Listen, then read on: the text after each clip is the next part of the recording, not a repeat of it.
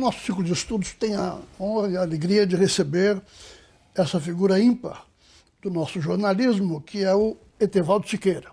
Etevaldo é o nosso maior especialista em tecnologias, autor da coluna Mundo Digital, e tem uma larga e linda experiência de carreira. Ele cobriu diretamente nos Estados Unidos toda a evolução da NASA, desde aquelas primeiras Apolos, estava lá quando o homem pisou na Lua, e acompanha isso até hoje. A revolução nas telecomunicações, de certa maneira, é uma derivação de tudo isso que foi a exploração do espaço. E ele também acompanhou de perto e avalia sempre a questão da privatização das telecomunicações no Brasil. Então é a pessoa perfeita para esse momento que nós estamos vivendo. Etevaldo, mil obrigados por aceitar o nosso convite, viu? Espero que você não se aborreça, mas hoje é só o começo. Nós vamos te chamar várias vezes ainda no futuro. Eu que agradeço, Bolívar. É uma satisfação. A Ana também está aqui. Eu acompanho o trabalho de vocês, tomando depoimentos de um valor muito importante. Espero estar à altura dos antecessores aqui. Quanto a isso, nós não temos dúvida. A Ana vai começar levantando uma questão. Etevaldo, a gente queria a sua opinião sobre a questão da privatização das empresas de telecomunicações. Claro que foi uma coisa boa, mas qual que é o impacto hoje dos serviços e do custo para os usuários? Então, voltando ao cenário dos anos 90, o movimento de privatização das telecomunicações era um movimento mundial. Aliás, começou com a quebra do monopólio da AT&T nos Estados Unidos. Em 1982, houve uma lei que dividiu a antiga Baby Bell, a Mama Bell, em 7 Baby Bells, 7 operadoras regionais. Por quê? Porque a tecnologia evoluiu de tal maneira que manter um monopólio era uma espécie de camisa de força para o desenvolvimento e o progresso tecnológico e até da democratização dos serviços. Então, o Brasil estava numa situação terrivelmente, eu digo, de carência de telecomunicações. Só para dar uma ideia, no dia da privatização, que foi dia 29 de julho de 1998. Ou seja, nós estamos há 21 anos dessa privatização. O que acontece, nós tínhamos na época um total entre telefones fixos e móveis, nós tínhamos uma densidade no Brasil de apenas 16 linhas por 100 habitantes. 11 fixos, veja só, viu? E mais 5 linhas ainda na fase incipiente de celulares móveis. 21 anos depois, o Brasil tem hoje, só em celulares, 228 milhões de celulares, para uma população que passa um pouco de 200 milhões. Então nós temos mais telefones celulares do que habitantes, né? Além disso, nós temos mais 38 milhões de telefones fixos. E temos mais ainda 50 milhões de acessos à internet, né? Além dessas duas, além do celular e além do fixo. Há muita gente que tem outros acessos à internet através de outros canais que não a telefonia. Então veja que houve uma mudança bárbara no cenário. A oferta foi a mais ampla possível, né? O Brasil está, no volume total de telefones fixos e móveis e mais os acessos à internet, ele está entre os 5 maiores do mundo, né? Esses 5 são países de uma população gigantesca. Os 2 primeiros são China e Índia, que são disparadamente os 2 países de maior população.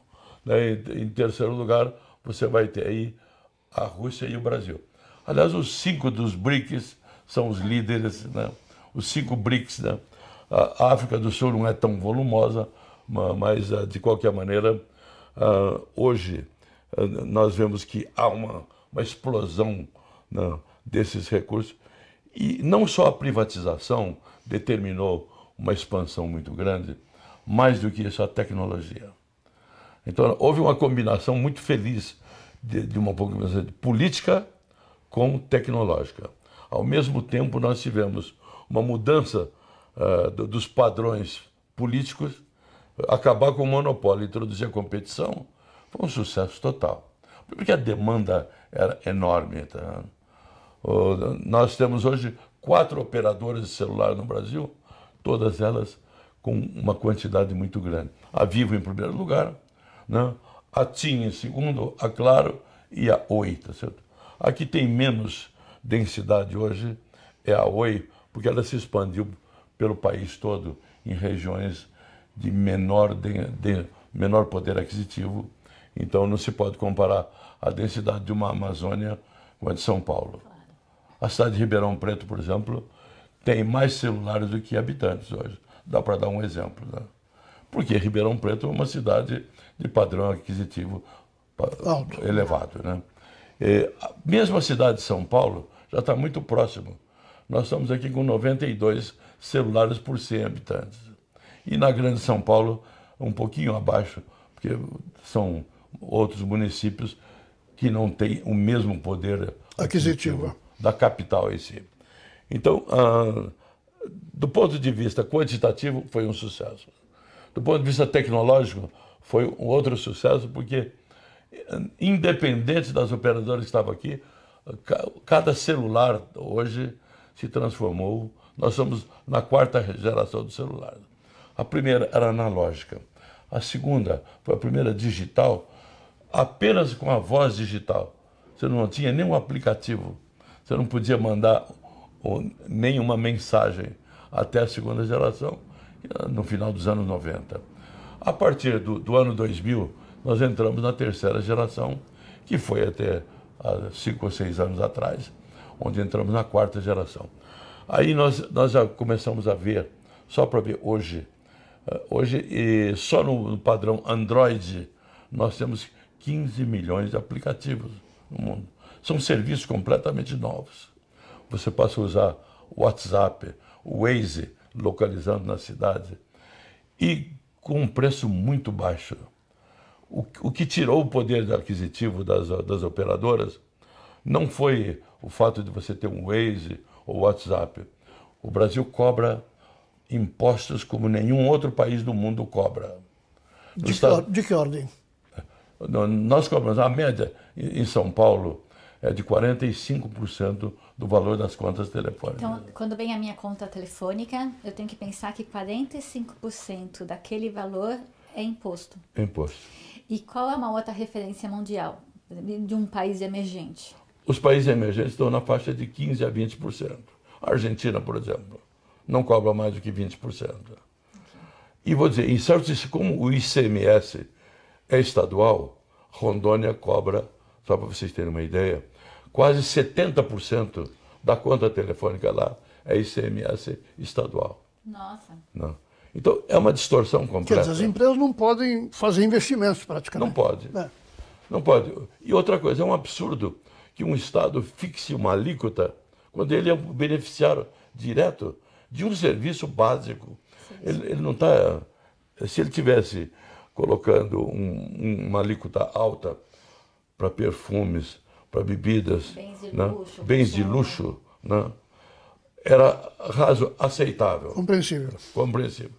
Agora, quando você taxa telecomunicações, você está castigando o desenvolvimento do país, né? Porque você torna cara a produção, né? E você diminui a capacidade de investimento das operadoras.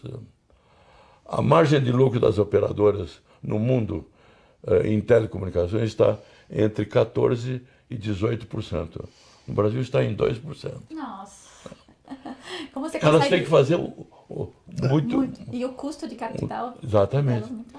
E não vai ter um superávit para investir, modernizar no ritmo que nós precisamos. Então, embora eu não sou um defensor das operadoras, não. Nós temos que ser objetivos.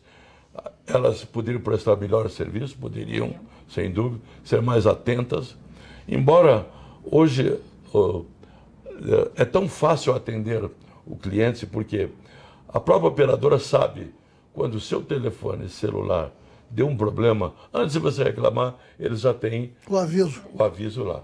Eles podem corrigir antes. E a maior parte dos casos, os defeitos são corrigidos em tempo antes da reclamação.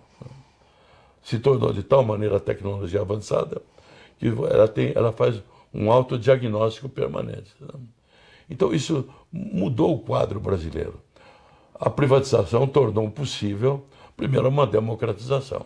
Quando você tem mais telefones do que habitantes, é claro que há uma parcela da população tão pobre que não pode ter um celular.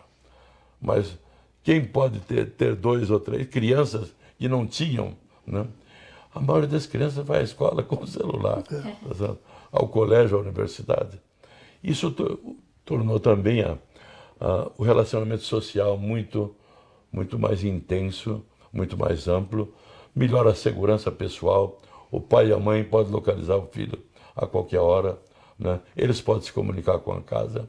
Então, o celular tem um espectro de vantagens que vão muito além da simples alegria de manter uma conversação com um interlocutor, seja próximo ou distante, né? Maravilha.